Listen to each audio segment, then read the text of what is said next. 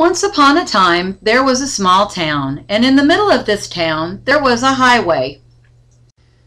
Cars that had never been to the town before would travel down the highway, and without realizing that the highway dropped over a cliff, would plunge into the valley below.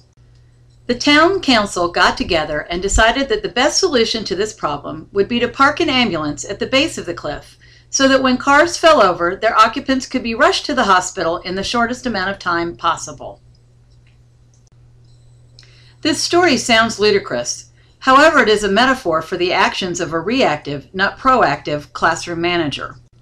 Reactive managers wait until students disrupt or fall over cliffs and then put them in an ambulance and rush them to various places like the principal's office, in-school suspension, or after-school detention. Proactive managers figuratively put up detour signs in their classrooms directing students around the danger. Let's look at 5 detour signs that will help to keep every student in your classroom on course.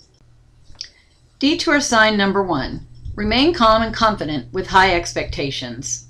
Proactive managers are calm with the belief that every student who comes in their classroom is capable of meeting their high expectations.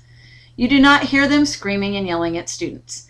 In fact, teachers who have loud voices tend to have students who develop even louder ones. Did you know that he who angers you controls you? Detour sign number 2. Create a positive physical classroom environment conducive to learning. Classrooms, which most students tend to love, are ones that give consideration to appropriate music, color, lighting, aromas, and seating. These classrooms look less artificial and more like home. When students enter the room, calming music is softly playing. Oftentimes, high-energy music accompanies appropriate lessons. Blue markers are used for most writing, but things to be emphasized are written in a high-energy color of red.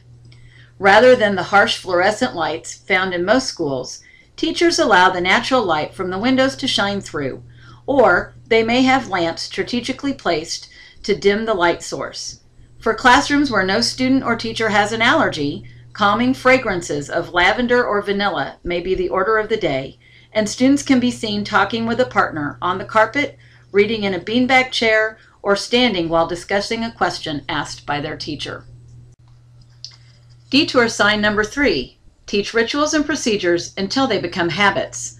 The teacher has spent a great deal of time during the first few days and weeks of school practicing the routines and procedures with students until they become habits. Students know how to enter the classroom, get into groups when necessary, and when and how to converse with other students. There are celebrations and affirmations when students make progress, and consequences are used sparingly. Time is spent working as a family and getting to know each student, since rules without relationships equals rebellion. Detour sign number 4. Engage students with effective strategies. It has been said that we spend the first 3 years of our children's lives teaching them to walk and talk, and the next 15 telling them to sit down and shut up. Students get in trouble for doing the very things that come naturally to the brain, talking and moving. Use strategies that actively engage students in these processes.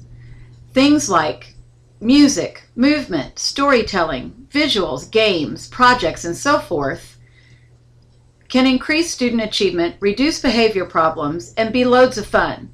Remember that your best defense against classroom management problems is an engaging lesson. Detour sign number 5.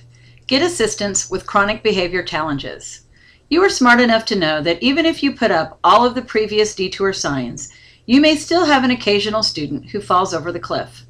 Rather than an ambulance, have a team of people, administrators, counselors, special education teachers, and so forth, at the base of the cliff with that safety net and a proactive management plan for putting that student back on the road to recovery.